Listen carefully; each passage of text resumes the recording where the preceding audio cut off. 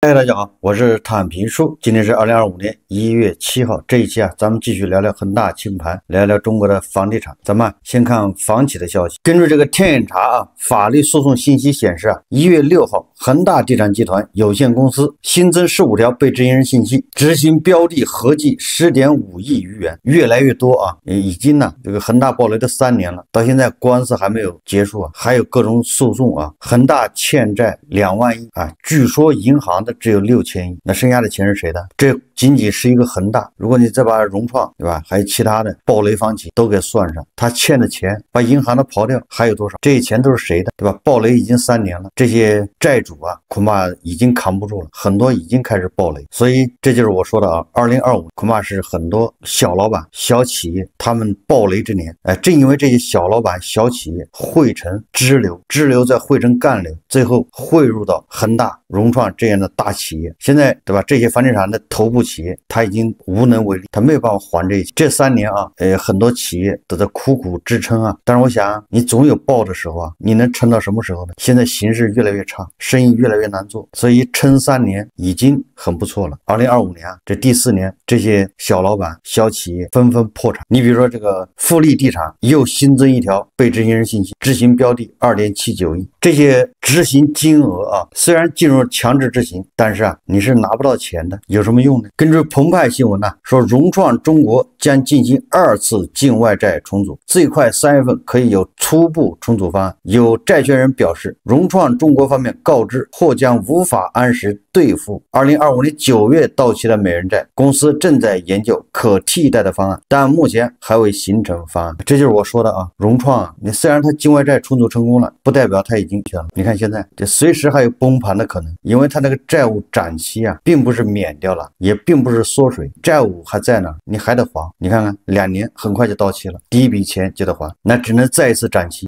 这就是咱们说的为什么说你这个万科你不好救，除非韭菜买，否则的话你靠金融机构去救，金融机构给他钱，他的钱还是得还呢，你能延缓到1年2年3年的，他房子卖不掉，他背着这么高的这个债务，他有成本的。刚才说到万科这万科为什么说难救根据最新的披露2024年12月，万科实现合同销售面积173万平方米，同比下降33%，下降了1/3合同销售金额233亿元，同比下降29%。从全年表现来看，2024年1到12月，万科累计实现合同销售面积1811万平方米，同比下降27%，合同销售金额2460亿元，2023年则为3761亿元，同比下降35%。这个2023年本来就不行，在2023年的基础上还下降了35%，这什么概念？现在整个2024年1年只卖2400亿，也就是1个月只有200亿。对于万科这么大体量的一个公司来说，这点钱不够塞牙缝的。万科2024年亏损恐怕在200亿，巨亏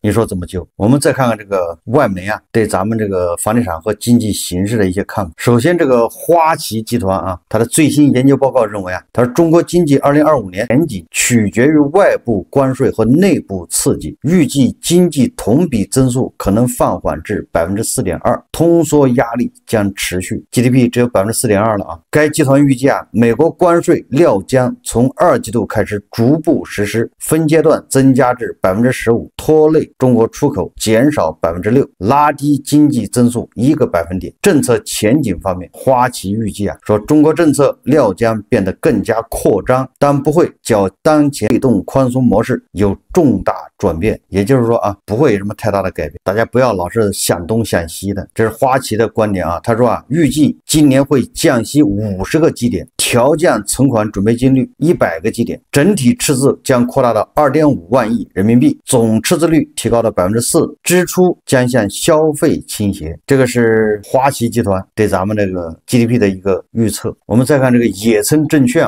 路透社北京1月7日，野村证券最新表示，由于中国央行正更加坚定地防止人民币大幅贬值，以及国债收益率快速走低，预计中国将很快下调存款准备金率，但同时推迟降息。下调存款准备金率这个就是释放流动性，但是降息这个也要推迟，为了给这个火热的债市降温，为了防止这个人民币贬值过快，它不得不推迟降息。刚才花旗说了要降50个基点，今年啊一共要降50个基点。也曾认为啊咱们这个降息恐怕要推迟。央行也说了要择机降准降息。该行首席中国经济学家陆挺撰写的报告，并称啊说也曾将中国降准50个基点预测从2024年4季度推迟至2025年1季度，并维持其对2025年再降准2次，每次50个基点的预测，分别在第2、第4季度。今年全年则共降准。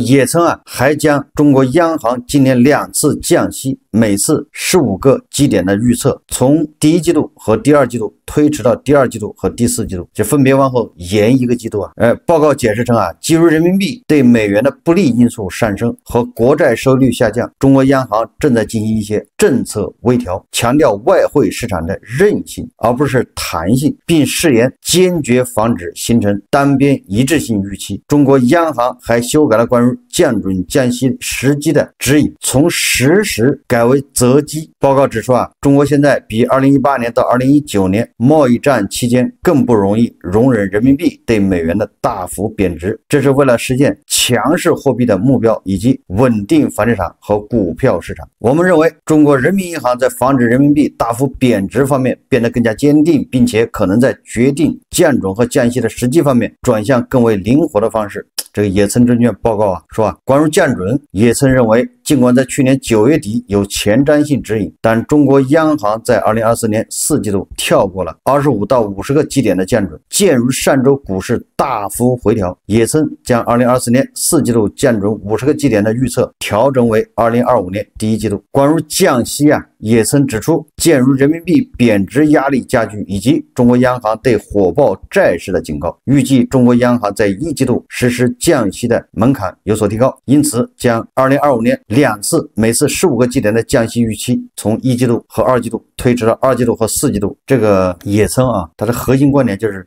中国人民银行可能要对人民币汇率的贬值啊要加以干预，不希望它贬值或者贬得太快，这是也曾的预计啊。所以鉴于这个央行在降准降息这块变成择机，我们关心的房地产，实际上人民币贬值啊对房地产打击是很大的，人民币的资产在缩水，就人民币贬值，人民币资产就缩水。道理比较简单啊，就是假如这个人啊他想润或者是外资，这个都不重要，总之啊他比如在上海有一处房子，他现在卖可以卖700万或者叫740万，那现在卖740万啊人民币，他这个时候卖啊，他还能换100万美金，然后他润到美国去了，这是100万美金。如果人民币继续贬值，贬到8，他的房子还是730万740万，我们先不说他房价跌，那么他这个时候恐怕只能换90万美金或者90万多一点，你看少了10万美金，那怎么办？所以他急着现在急着卖，对吧？不行，我降价20万早卖，然后换成美元，趁美元现在跟人民币这个汇率啊变化不大的时候赶紧换成美元走吧。所以这个是不是房地产的这个价格压力就越大，很多外资啊也要撤出，对吧？你再不撤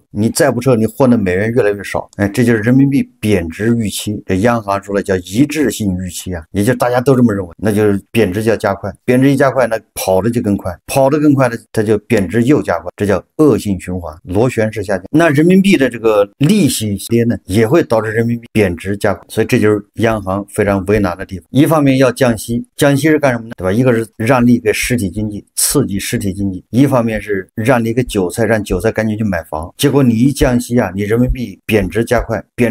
反而导致房子降价更快。当然这是国外的机构啊对咱们这些政策和经济数据的一些预测。一方面啊是楼市啊似乎是萎靡不振，但是另外一方面上海的新房似乎别有洞天呐。这上海的楼市略有不同。今天这个每日经济房产刊发一篇报道，叫全款比例不小，10几秒卖一套。去年3000万元以上的房子在上海卖的火热，你看看是不是一边是海水，一边是火焰，一边是很多城市在鹤岗化，那房子越来越便宜，一边是上海3000万的房子秒光。我们看看他是怎么说的啊？他如果要用一个字定义2024年上海楼市，那就是贵。去年上半年套均2500万元以上的豪宅，上海日均卖出12.5套，到了下半年豪宅标准悄然提升到3000万元，平均每天卖的要7套，什么概念？3000万的豪宅每天卖7套，一天就是2个多亿。上半年2500万还叫豪宅，下半年对不起，2500万都不叫豪宅了，3000万以上才能叫豪宅。上海市场对于豪宅开盘即罄已经习以为常，甚至10几秒卖出一套豪宅也不再是什么令人惊讶的消息。即使是7、8月这样的传统淡季，套均价格半个小目标的豪宅仍然抢手。融创外滩1号院2期2批次110套超大户型开盘，1小时内清盘，销售额近57亿。融创锦园项目首开一抢而空，33套房源，成交金额18.27亿元。总价更高的绿城前滩百合园3期10套别墅，总价5300万到1亿元，认购率达2%到10%。临近去年年末，中海为豪宅收工，118套，平均总价约4100万元的滨江大平层，30分钟左右全部售罄。头部开发商在上海赚得盆满钵满，特别是中海地产，全年总销售额突破700亿，被认为是全国性房企在单个城市最高销售记录。这个科尔瑞在2023年度发布会上公布了上海豪宅销售数据，总价3000万元以上的新房全国成交4107套，上海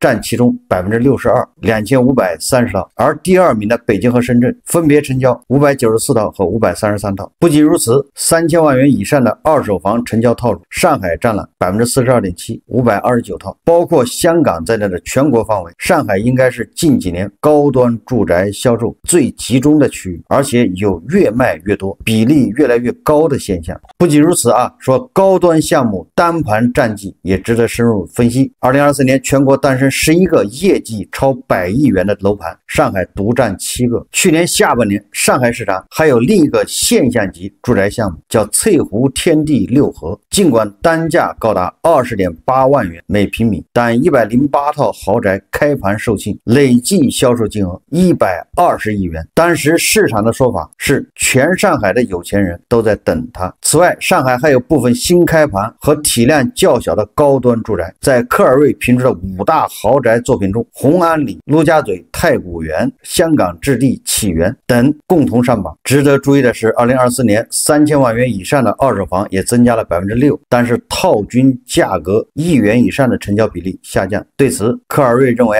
因为可替代的新房产品出现，既有风貌别墅，还有一些优秀的平层豪宅，真正的1亿元以上的高端项目从原来的二手房转向了一手房。2024年都有哪些人在买豪宅？融创外滩1号院市场负责人曾向记者透露说，本地和江浙一带客户大约各占40%，这些客户通常出手阔绰，第一次全款买房的客户占了1半左右。你看看韭菜韭菜，这就是咱们说的你看人有钱人买房全款，1半人都是全款，所以那房子涨涨跌跌人不在乎，没有破产，涨他就赚得多，跌他也不在乎。我们韭菜20%首付，房价一跌，你首付就没了，很多人就贷款，这就是加杠杆，首付都是七大姑八大姨凑的，完了之后这个工资勉勉强强能还那个按揭，你说你这个康复那房价一跌你就完蛋。现在政府很贴心的把你把按揭贷款首付给你调低了，调到15%，看似让你占了便宜，实际上只不过是把那个上吊的绳子往下放了放，以便于你把脑袋伸进去。说美金记者从翠湖天地六合公布的销售摇号排序结果看，买房人的身份证号码显示为全国不同省份，并且占了不少比例。其他高端住宅营销负责人也向记者透露，不少其他省市具备上海购房资格买家积极参与摇号竞争，并且出手阔绰，全款买房的比例不小。某头部豪宅项目营销负责人也表示，2024年外地客户到上海进行资产配置的现象明显，特别是有核心资源的房子，其实部分客户并不具备买房资格，当孩子在国外留学，通过毕业落户的方式获得房票来买。有专家对每日经济新闻记者分析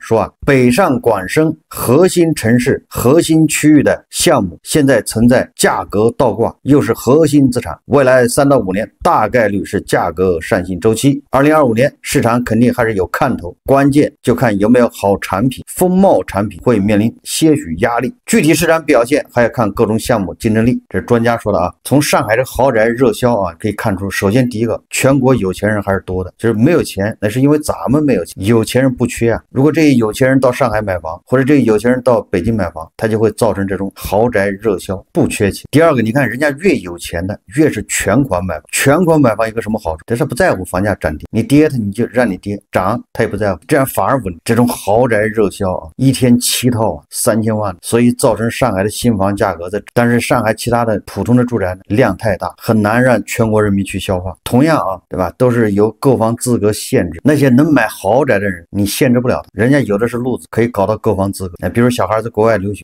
回国成为人才，在上海就能落户。刚才也介绍了啊，人家有的是办法。相反是那些普通人，你全国的普通人，比如你在长沙，你跑到上海买房，你买不了，那个购房资格对你来说就是一个障碍。也就是普通的房子，你指望着全国人去消化，购房资格就把你拦住了。第二个呢，这个你普通的住宅，你全国人也谈不上是资产配置，人家配置不会配置你那个普通住宅，所以它这个普通住宅消化比较慢，所以它上海啊很多外环外的那些房子，新房价格在降，也卖不掉，去化也难。上海就是个独特现象，就是豪宅好卖，买这些豪宅的都是全国的有钱人跑哪儿去。我们再看看这个过气网红城市杭州啊，这个杭州网报道啊，说2024年杭州二手房年成交量首次超过新房。业内人士分析啊，说2025年杭州房价会怎么走？降准降息，取消限购和限价，首付最低，在一阵阵政策暖风之下，杭州2024年二手房成绩单出炉。2024年杭州10区二手房共成交93632套，环比2023年增长18%，这也是自2021年起4年来成交量最高的一。同时，杭州去年住宅成交均价为2.9万元每平米，环比前年的3.1万元每平米下滑了7.4%，以价换量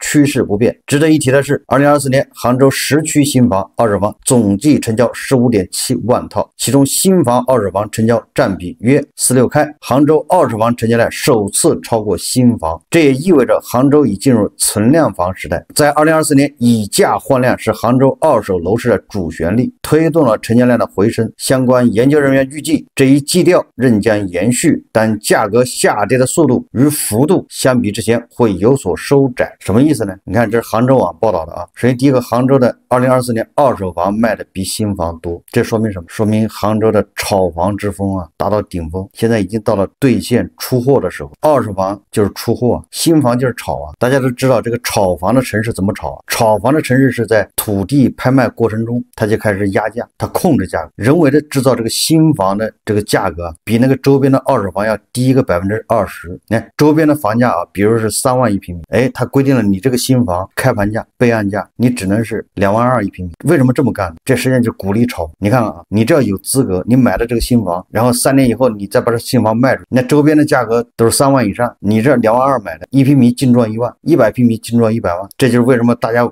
玩命的排队摇号去买这个新房。买了新房之后，3年以后准备卖啊，或者是2年或者5年，它那个限售政策，对吧？它也会调。在这种情况下，所以这个大家就疯狂的抢那个新房，抢新房就相当于那个 IPO 啊，新股上市那个筹码，他把虎市这一套搬到房地产，造成稀缺，你就买吧。你买新房的人越多，政府卖地就越多啊。政府一看这个地供不应求啊，赶紧卖地，开发商也赶紧抢地，抢完地接着卖。等到大家手上有大量的房子的时候，时间到了，3年或者5年已经到了，可以卖了，大家赶紧见好就收啊，高位抛出啊。这就是为什么杭州二手房现在已经超过新房，因为这些炒房客都到了卖房子的时候。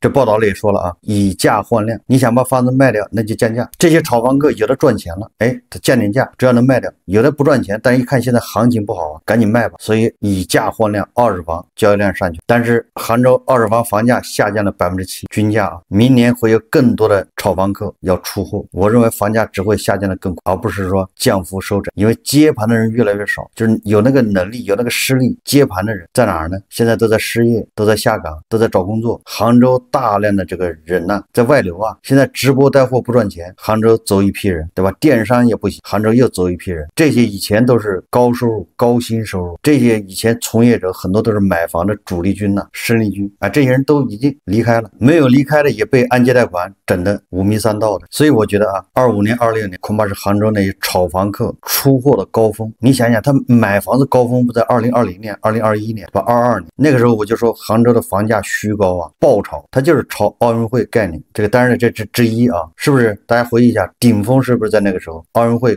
亚运会之前，你那个时候是新房成交高峰期，正好你新房一买2年还是3年、4年你才能卖，正好是这个时候还有人想着炒房致富。当然了，现在炒房客已经不说自己炒房了啊，炒房客现在说法变了。我看这网上还有那些死多头啊，炒房客，你比如说欧神说今年房价还要大涨，但是像欧神这样人很多啊，装神弄鬼的预测房价要暴涨，但是他们现在的理由变了啊，以前是叫房价必须涨，不涨不行，现在说呢是因为放水。你看今年我们要货币大放水，这一放水，你这资产价格就是上涨，对吧？有房子的房子就是资产，房子就会涨价，没房子的你就倒霉吧。货币超发导致了资产价格上涨，水涨船高啊。用放水资产价格上涨来消灭债务，看上去很美好，实际上是很荒唐荒谬，没有一个正常国家会这么干。一旦这么干的，迫不得已走投无路，那就是津巴布韦下场。米莱说过，对吧？如果说印钞票能解决这些债务，那你印文凭就能消灭文盲，不就是一个道理？无论是国外国内的机构，没有一家说看涨中国楼市的，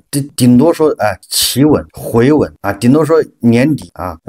一线城市先回稳，明年后年在3线4线城市再稳住，都没有一个敢说涨。就这些自媒体这些炒房的中介拼命鼓吹房价还要，这些自媒体啊，这些他们跟我这种自媒体不一样，因为他们组织买房团呢，他当然得唱多啊，唱多你才会买啊，你买你找谁买呢？找他组团，他带你去资产配置，然后你得交这个入会费，对吧？人家不会白带你啊，一年几万块。实际上这2年或这4、5年，大家都看到了很多人啊，过去就搞这种就是购房团呢发财的，带人去团购，但是现在无一例外都被深深的套牢。比较著名的就有这么几个人，欧神就算一个，还有组团在北京黄金买房的，现在恐怕这是膝盖涨的不止了，脚脖子涨。还有人上当，这也很正常，对吧？为自己的认知买单。这个中指研究院呢公布了2024年全年各类型法拍项目占比。2024年全年各物业类型法拍项目，法拍住宅交易截止拍品成交36.6万套，成交总金额1635.9亿元，占各类型法拍成交金额49.5%。法拍商业房源交易截止挂牌拍品19.6万套，成交3.4万套，成交金额760亿，占各类型法拍成交金额23%。土地类法拍交易截止挂牌拍品约8913件，成交约1900件，成交金额406亿元，占成交总金额12.3%。每一个法拍房后面都是一个心酸的故事，都是一个破产的家庭。法拍房越多，这悲剧越多。同时这个中指研究院的法拍数据库监测统计在整个2024年全国法拍市场挂牌各类法拍房源数累计76.8万套比2023年77.5万套同比减少1%，累计成交拍品数量约17.6万套，总成交金额3308亿元，较2023年成交16.9万套增加约4%。2024年全年各类法拍房源按交易截止拍品数量清仓率为23%，成交均价4600元每平米。2023年同期各类法拍房源成交均价5255元每平米，同比下降12.3%。什么意思呢？也就是说这个法拍房的价格成交价跟去年比均价下降12%，所以这个房价往下走的这个趋势是很明显。你除了北京、上海、什么深圳个别地区这些除外，全国其他地方2025恐怕都有掉头向下的这个趋势，就是以前是平着走的，那就要掉头向下；以前就已经掉头向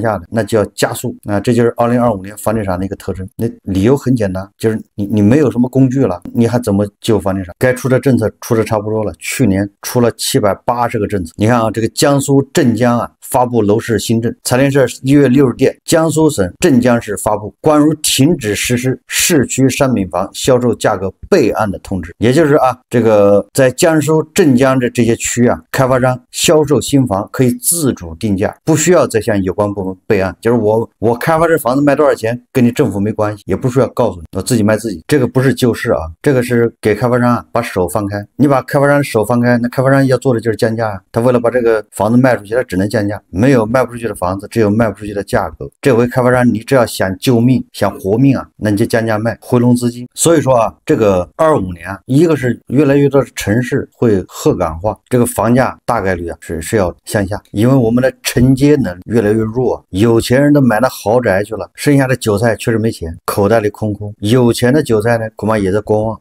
对未来预期不好。好，这期节目我们就聊到这里，感谢大家收看。如果喜欢我的节目，订阅转发，也可以在下方留言评论，谢谢大家。